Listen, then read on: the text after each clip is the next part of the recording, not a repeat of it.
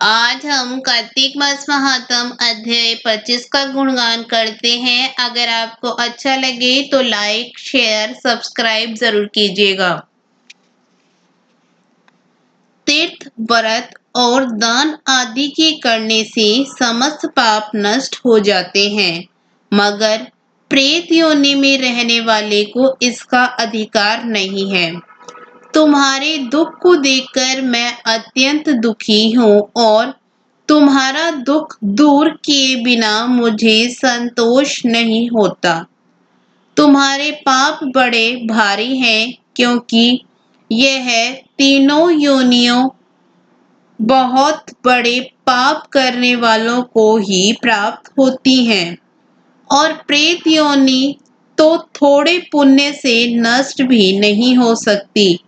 लेकिन मैं तुम्हें इस योनि से अवश्य छुड़ाऊंगा।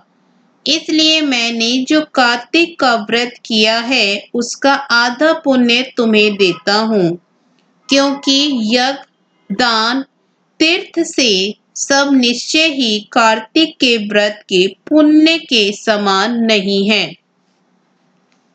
देवर्षि नारद बोले, हे राजन, इतना कहकर धर्मदत्त ने उसको ओम नमो भगवते वासुदेवाय यह द्वादशाक्षर मंत्र सुनाया और तुलसी का जल उसके ऊपर छिड़का। बस फिर क्या था, क्षण भर में वह प्रेत योनि से छूट प्रज्वलित शिखा के समान दिव्य रूप धारण कर लक्ष्मी के समान सुंदर हो गई। तब वह धर्मदत्त को दंडवत करके प्रसन्नता से गदगद होकर बोली, हे ब्राह्मण, आपके आशीर्वाद से मैं इस घोर नरक से छूट गई हूँ।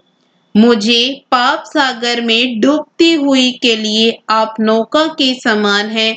नारद जी ने कहा, हे राजन, अभी कलह इसी प्रकार कह ही रही थी कि वहां पर विष्णुगण एक दिदेश्यमान विमान लेकर आए।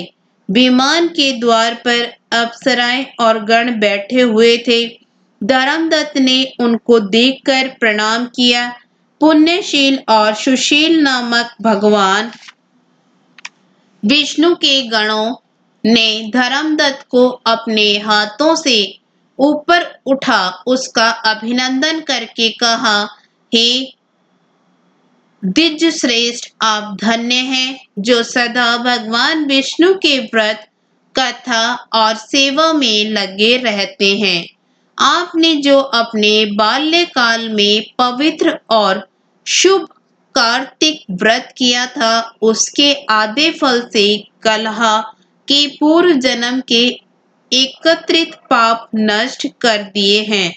यही नहीं, आपकी कृपा से उसके सैकड़ों जन्म के पाप नष्ट हो गए हैं। आपके जागरण आदि करने से पुण्य प्रभाव से आकाश मंडल से यह विमान आया है। हे ब्राह्मण, अब हम इसे भांति भांति के भोगों से युक्त बैकुंठ में ले जा रहे हैं। आपके दान पुण्य के प्रभाव से यह भगवान विष्णु के पास रहेगी। आप भी इस जन्म के बाद अपनी दोनों स्त्रियों सहित बैकुंठ में विष्णु जी के पास रहोगे और मुक्ति प्राप्त करोगे। हे दया सागर, वह मनुष्य धन्य है और जन्म उन्हीं का फलीभूत है जिन्होंने तुम्हारी तरह विष्णु जी की भक्ति की है, क्योंकि भगवान विष्णु अपने भक्तों को भला क्या नहीं देते। जिन्होंने प्राचीन काल में उत्थानपाद के पुत्र को ध्रुव पर पहुंचाया, जिसके सुमिरन मात्र से प्राणियों की मुक्ति हो जाती है। प्राचीन काल में विष्णु जी केवल अपने नाम के स्मरण से ही आप द्वारा पकड़े हुए हाथी को हस्ती योनि से मुक्त करके जय नाम देकर अपना पार्षद बना दिया। तुमने उसी विष्णु की सेवा की है, इसलिए तुम अपनी दोनों स्त्रियों सहित 1000 वर्ष तक भगवान विष्णु के पास निवास करोगे। जब तुम्हारा पुण्य क्षीण हो जाएगा, तब तुम सूर्य वंश में अपनी दोनों रानियों के साथ राजा दशरथ के नाम से प्रसिद्ध होंगे तथा यह कलह तुम्हारे आधे पुण्य की भागीदार होने के नाते तुम्हारी तीसरी भार्या होगी।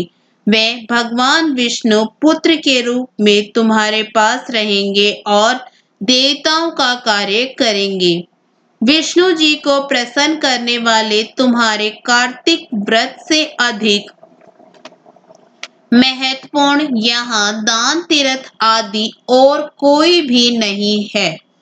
हे दया सागर, तुम धन्य हो क्योंकि तुमने जगत गुरु भगवान विष्णु को प्रसन्न करने के लिए कार्तिक मास का व्रत किया है, जिसके आधे पुण्य के फल की भागीदार कलह इस समय हम इसे अपने साथ विष्णु लोक में ले जा रहे हैं। इसके साथ ही 25वां अध्याय समाप्त हुआ।